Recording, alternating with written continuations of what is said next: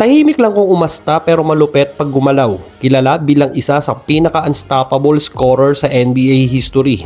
Pero ano-ano pa nga ba ang mga bagay na hindi mo pa alam sa kanya? Kaya para sa part 9 ng ating NBA Did You Know, welcome sa Kevin Wayne Durant Edition. Let's get it!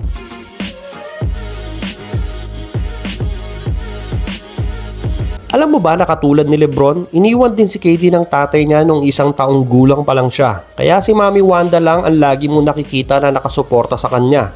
Si Mami Wanda lang din mag-isa ang nagtaguyod kay KD bilang isang matapang, strikta pero mapagmahal na ina. Kaya sa MVP speech ni KD, sinabihan niya itong the real MVP. Ang apelyido ni KD ay apelyido ng nanay niya dahil ang tatay niya ay si Wayne Pratt. May kuya din si KD, si Tony Durant, na naglaro din sa college pero hindi naman natuloy sa NBA. Alam mo ba na si KD ay isa sa mga na-addict sa mga video games like NBA 2K at Call of Duty? Sa isang interview niya sa ESPN, inamin niyang pag may free time siya, ang tanging ginagawa niya lang ay maglaro sa bahay.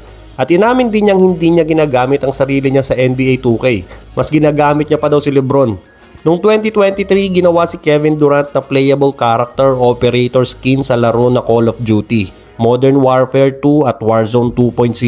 It means pwede mo siyang gamitin sa mismong game. Parang si KD mismo ang nakikipagretratan sa battlefield. At hindi lang basta itsura na. May special weapons at gear din na may basketball-inspired design, na may mga detalye gaya ng Easy Money Sniper at Slim Reaper. Ibang klase. Kakalaro niya, inilagay siya mismo sa game.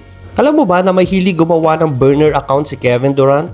Oo, mukha lang siyang tatahi-tahimik pero palasagot yan sa social media lalo na sa mga trolls. At gumagawa pa siya ng ibang account para lang balikan ng mga bashers niya o may gusto siyang sabihin nang hindi siya mababalikan. Ang problema, may mga pagkakataon na hindi ko alam kung naalimpungatan si KD at biglang nagpo-post pagkagising. Pero nakakalimutan niya mag-change account. So ang ending, account niya yung lumalabas pag nagpo-post siya ng kung ano-ano. Noong 2017, may nag-viral na tweet si KD. Tinira niya yung OKC Thunder na dati niyang team, ang coach at ang buong organizations. Ang problema, nakalimutan niya magpalit ng account. Yun lang, huli. Pero hindi naman kulong, kaya okay lang. Alam mo bang ang isa sa pinaka-iconic na tattoo ni KD ay si Tupac Shakur sa kaliwang binte?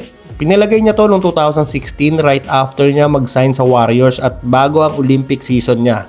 Sa interview niya sa Mercury News, sinabi niya na si Tupac ang nagbukas ng kanyang isip sa realidad ng buhay ng black men sa Amerika, na hindi lang para sa laro, kundi para sa identity at awareness.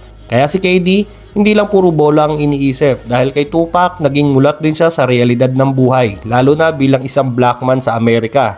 Kaya di lang siya magaling sa court, malalim din sa pananaw sa buhay. Alam mo ba na sa edad na 37, wala pa din sariling pamilya o asawa o anak si Kevin Durant? May mga nagsasabi na ayaw daw niya mahiwalay sa nanay. May chismis din na si KD din daw yung tinutukoy ni Lana Rhoades na tatay ng anak niya. Hindi kumpirmado pero ang sabi lang Brooklyn Nets player at wala daw manner. Hindi ko alam. Ang alam ko lang, well, hindi naman sa hindi siya gustuhin.